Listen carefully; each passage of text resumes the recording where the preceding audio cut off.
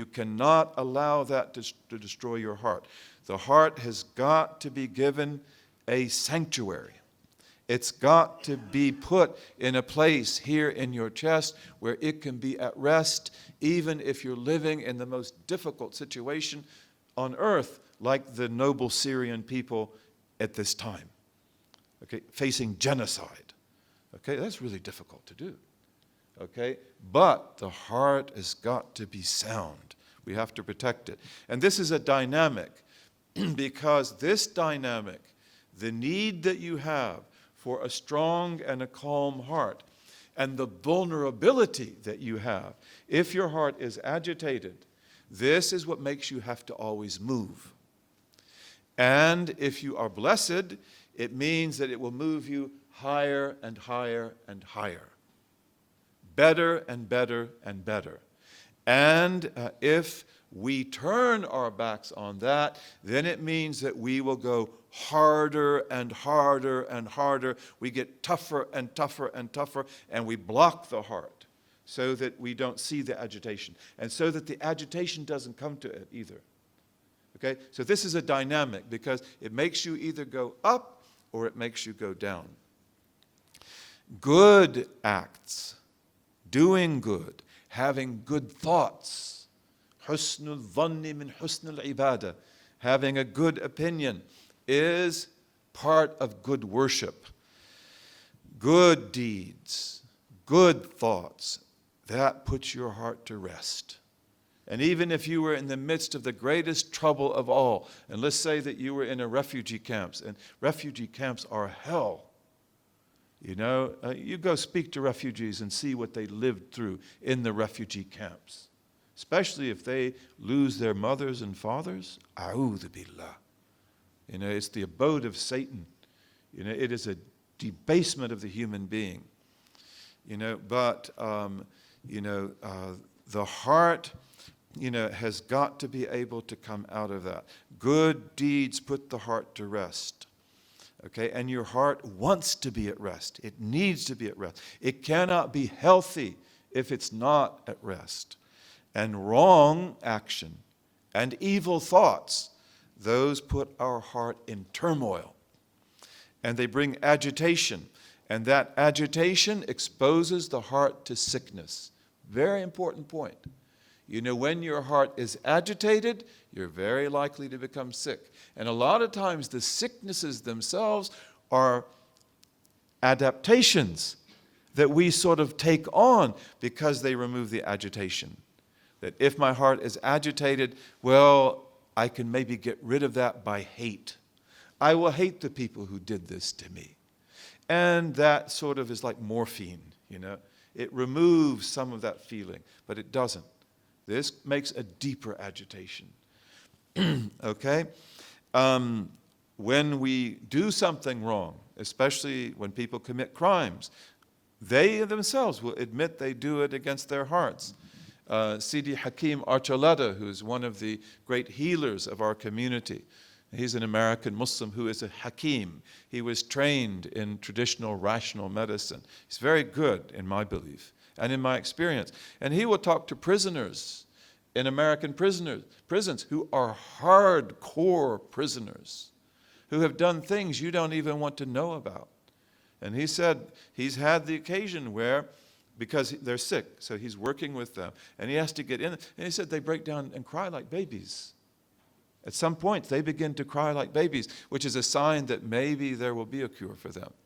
Okay? So evil really hurts the heart, and it affects the whole being.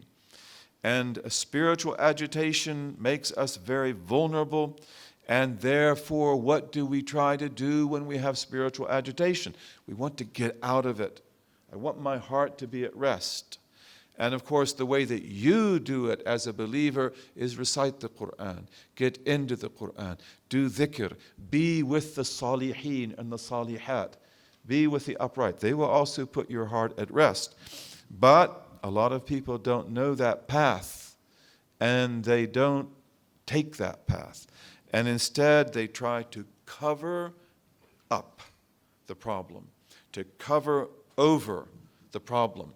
And as you may immediately call to mind the basic meaning of kufr, disbelief, is what? Covering over.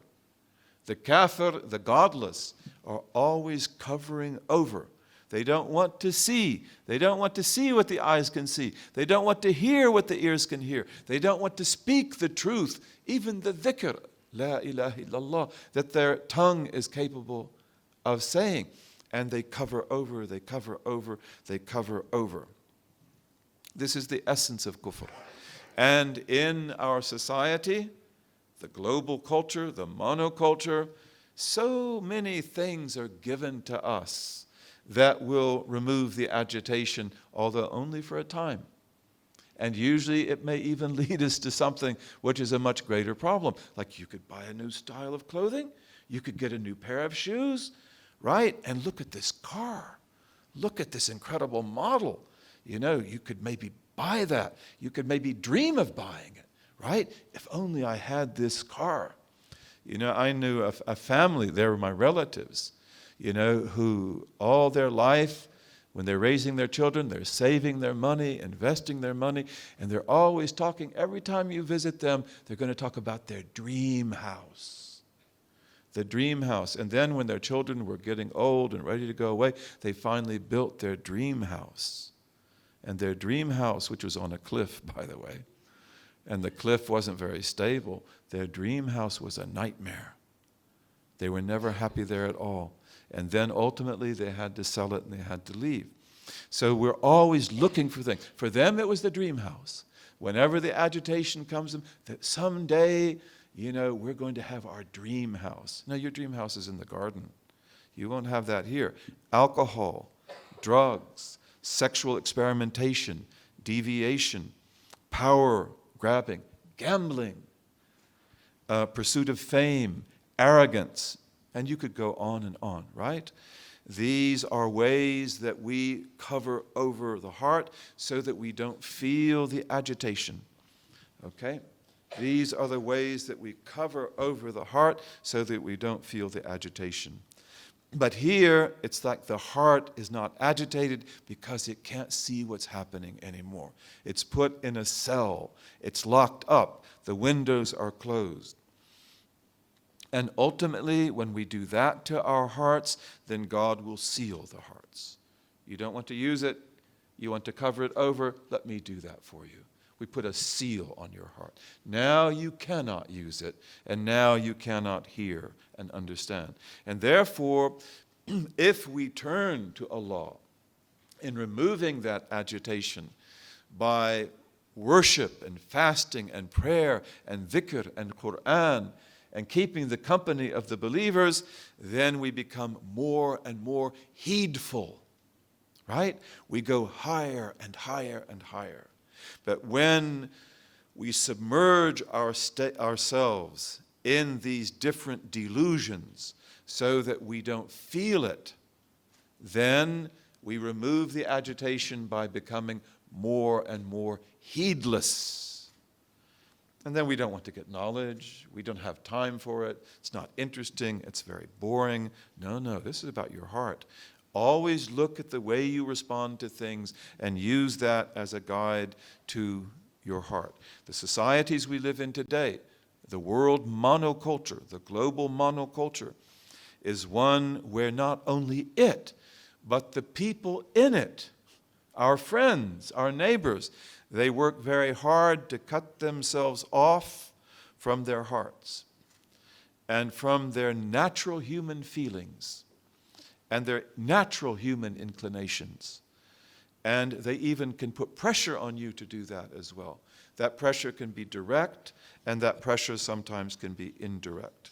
Once we become severed from the heart, then the heart becomes weaker and weaker. فَأَنْسَاهُمْ أَنفُسَهُمْ. God made them forget themselves. He severed them from their hearts. Then we become weaker and weaker. Then we become sicker and sicker. Again, the heart needs nourishment, and these are the things that we've talked about. Good deeds, knowledge, good company, be with people of the heart.